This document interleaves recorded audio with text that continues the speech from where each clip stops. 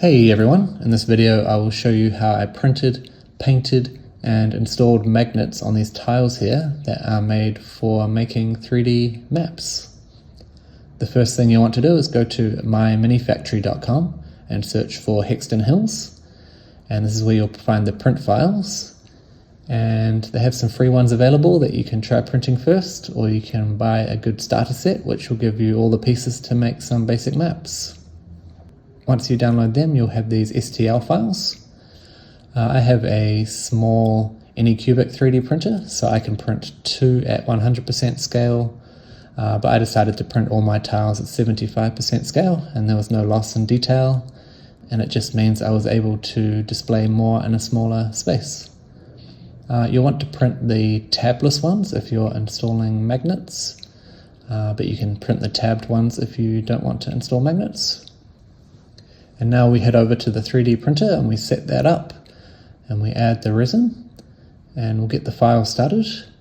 These take anywhere from 1 hour to 2 hours, I've found, depending on the height of the tiles, but on average 1.5 hours. And when that's done, they'll look like this.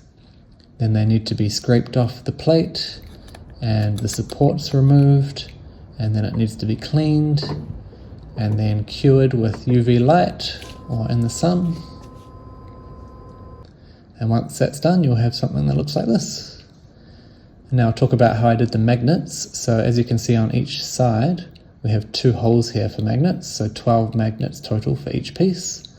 And I've taken 2mm by 1mm magnets for my size. But of course, if you're printing at 100% scale, you will need bigger magnets. So you can see here, this is a piece that I've completed already. On one side we have the positive, and on the other side we have the negative. So on the left side of each side we have the magnets facing one way, and on the right side we turn the magnets around and have them facing the other way. So a way I test that out is just to go to one that I've already made, just check that it's the right way around, and then put it into the same side, and then push one magnet in, let it fall, and then add a drop of super glue. And I just repeat that process on the same side of each side. So on the left side, I'll take that same direction stack of magnets and add it here and here. And then I'll turn the stack of magnets around and do the right side. And then you'll get this kind of result. So all of the pieces stick together a lot easier once this is done. Next, I just cut off all of the support marks that were left over and prime it with Rust-Oleum black.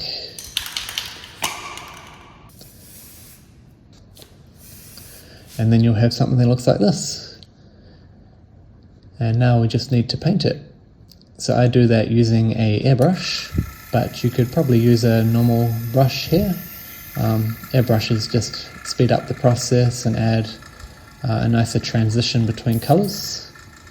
So I use airbrush thinner and Vallejo paints here, and adding however many drops of airbrush thinner I need first, and then matching it with the paint. So we'll start with a flat green here, and we give that a mix, and we'll use that for any grass and any trees.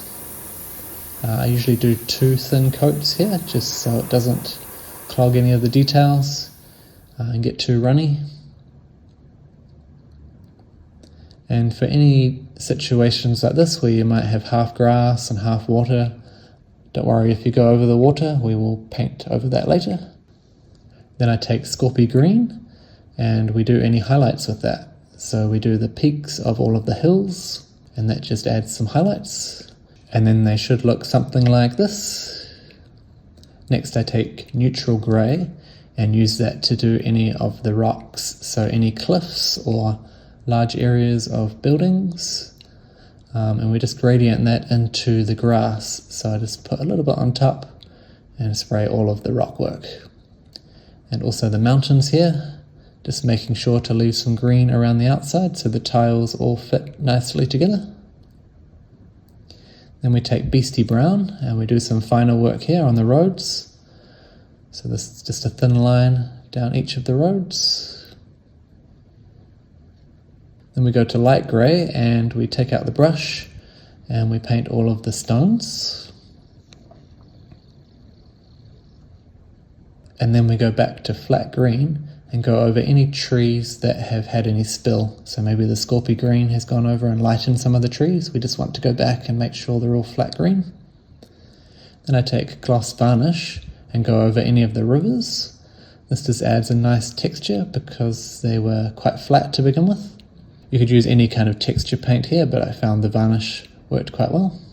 Then take flat and sky blue and mix them 50-50 and paint all of the water areas. Then I take Militarum green, a wash, and add a little bit of that to each grass area and then water it way down to cover the whole areas wherever there's grass, and that will sink into the recesses and make some nice shadows. And for areas like this which merge the grass into stone, I take Nuln Oil and I have that next to me and start off with the green wash, water that down and then do all the grass areas, and then I wash my brush and switch to Nuln Oil and start doing the rocky areas and just carefully merging while the green is still wet with the black. So I go over the top here just to merge the rock and the grass areas. And once that's dry, add a little bit of white to your brush, wipe it all off, and then we do a dry brush just to highlight all of the edges of the rock here. Then I take Nuln Oil again and just add some little shadows around each of the rocks. And we take that same Nuln Oil and we go over all of the trees, and that will make them a shade darker to separate from the grass. Next I took 2 parts Lamian medium and 1 part Nuln Oil and painted any water just to add some shading to it. For the sand, we paint it with the appropriately named dark sand paint. And then we add a sepia wash once that's dry.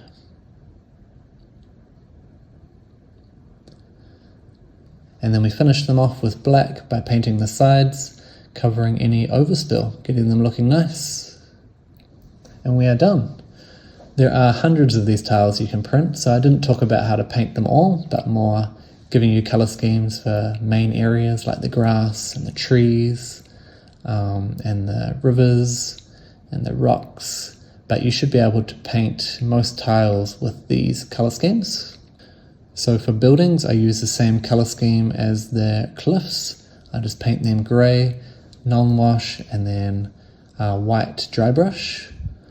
For roofs, I mainly use a salmon color, or for villages, I mix it up with some light brown roofs, and then I wash them with Agrax Earthshade, and that's about it.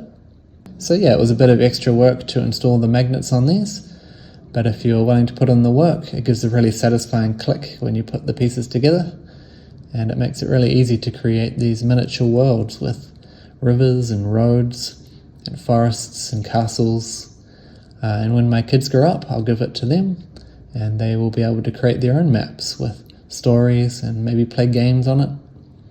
But for now, it will just live in my display case as an ever-changing world. Thanks for watching, and I'll see you in the next one.